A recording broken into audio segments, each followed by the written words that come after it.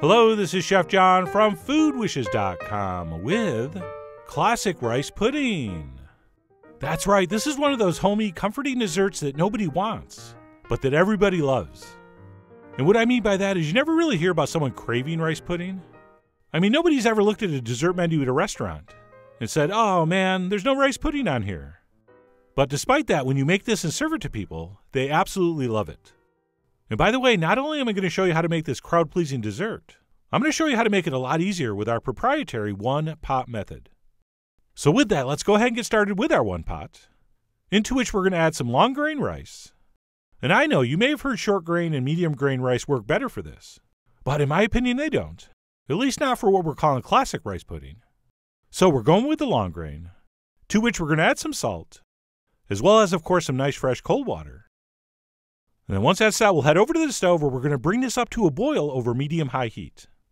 And this is probably a good time to mention if you have leftover rice from that takeout last night, you can just skip this step. But anyway, we're going to bring that up to a boil over medium-high, at which point we will reduce our heat to low, cover this, and set our timer for 20 minutes. And if everything's gone according to plan, once that timer rings, we should be looking at some very nice, tender, soft rice. Okay, we really do want this fully cooked before we proceed to the next steps. So we'll go ahead and check that with the fork, and I'm happy to report mine was perfect, and yours should be too after 20 minutes. And then what we're going to want to do at this point is turn off the heat, as well as toss in our sugar and our milk. And then what we're going to do while the heat is off is stir this with a whisk until the bottom of the pan is completely clean and deglazed. So as I mentioned earlier, we're just going to use one pot here, which is not the normal method. Okay, virtually every other recipe calls for transferring the cooked rice into another pot before you make the pudding. And the reason for that is they're worried we're going to scorch the bottom of our pan because of that layer of starch that's already on the bottom. But as you know, we have tricks. So by stirring in this cold milk with the heat off, we're going to deglaze that thin layer of cooked on starch from the bottom. And as long as your heat's off and you give it a minute or two, as you'll see, all that's going to dissolve and the bottom of your pan will be clean. And once that's been accomplished, there's almost no chance this is going to burn. So take that, two-pot methods. And then once we're confident that there's nothing stuck to the bottom of the pan, we can put our heat back to medium and cook this for about 10 minutes or so or until it's done. And the reason done is in quotes is because you're going to have to decide when that happens. Okay, the longer we cook this mixture, the thicker and stickier it's going to be. Okay, because those grains of rice are going to continue to cook and swell, and eventually they'll just collapse completely, and you'll have something super thick and starchy. But I generally don't like to let it go that far.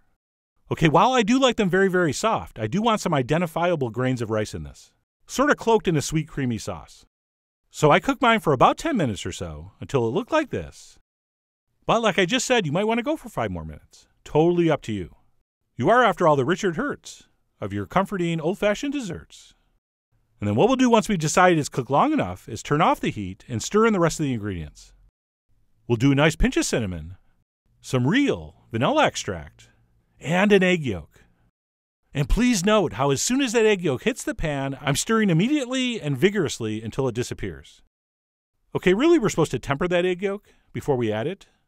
But as long as your heat's off and you stir fast and furious, you will be okay. So we'll go ahead and give that a whisk until we're sure it's all incorporated. And then we'll whisk it for another 20 seconds just to be sure. At which point we will introduce our last 2 ingredients, some butter, and if we're adding it, some dried fruit. And if you'll indulge me, let me do one of my rare freeze frames, because I have a couple things to quickly explain. Number 1, that butter's not dirty. That's a cinnamon fingerprint. By the way, in case you're wondering, not admissible in court. And then secondly, if you are adding dry fruit, may I suggest some chopped up dried cherries instead of the traditional raisins. Okay, that's enough. Let's get back to the action and stir that in. So as you know, I'm not a huge raisin fan. So for me personally, these dried cherries work much better. They're going to add that same kind of dried fruit sweetness without that off-putting texture I don't enjoy with the raisins. And then once we have that all stirred together, technically it's ready to serve if you want to serve it hot, which I do not recommend. I mean, it's not like it's going to taste bad, and some people enjoy this warm, but I think it's a far superior dessert once it's chilled and gelatinized. So what I like to do while it's still warm is transfer it into whatever cups I'm going to serve it in. And if we want, and it's optional, we could give that the old tappa-tappa to settle it down and kind of flatten it out a little, at which point we will let those cool down to room temp. And once that's happened, we will wrap them up and pop them in the fridge until very, very thoroughly chilled. And yes, by far that is the hardest part of this recipe. But somehow I managed to do it. And then once those are chilled, we can pull them out and serve them in so many different wonderful ways. And I'm going to show you a couple. The first and most classic would be to dust the top with some cinnamon and enjoy as is, which is probably my favorite. By the way, this is also wonderful topped with fresh fruit. But anyway, I'm going to dust that with cinnamon, and our classic rice pudding is done and waiting for someone with a spoon to enjoy it. And for now, that someone is me, so let me go ahead and dig in. And that, my friends, is just the epitome of a comforting, stick-to-your-ribs, homey, old-fashioned dessert. Just sweet enough, just starchy enough, and just very easy for all your senses to understand. And I'm not sure exactly how well you can see it, but if you cook it as much as I cook mine, it's all going to be very soft and tender, but it's still identifiable as grains of rice. And like I said earlier, it's all being sort of held together by this beautiful, sticky, creamy sauce. So I was 100% happy with how that came out. But as you know, I'm never satisfied with just happiness. So I decided to try another one using the same technique we do for a creme brulee. I decided to sprinkle a little white sugar over the top, and then I fired up my trusty blowtorch, which you really should buy at a hardware store and not at one of those fancy kitchen equipment stores, where it's going to cost you twice as much. But anyway, using that exact same technique, we will melt that sugar over the top. And if you're wondering, I would have glazed this all the way to the edge, but I didn't fill my cup up enough, and I was afraid to char and or break the glass. But anyway, I think it kind of looks nice with it just glazed in the center. And that's the story I'm going to stick with. And then once that sugar has been torched, it will cool down into a very thin, very crispy layer, which we will now verify, because as you know, spoon don't lie.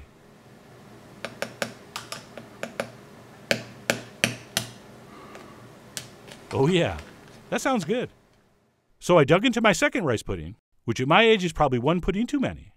And while this approach is definitely different, I thought it was just as delicious. The only thing that's a little weird is the rice right under the surface is a little bit warm. So not only do we get a contrast in texture, but we also get one in temperature, which you may or may not like. But anyway, that's it, my take on classic rice pudding. As I mentioned in the intro, this isn't really a dessert people know they want until they get it. Then they're like, oh yeah, that's exactly what I wanted. So for those reasons and more, I really do hope you give this a try soon. So head over to foodwishes.com for all the ingredient amounts and more info as usual. And as always, enjoy.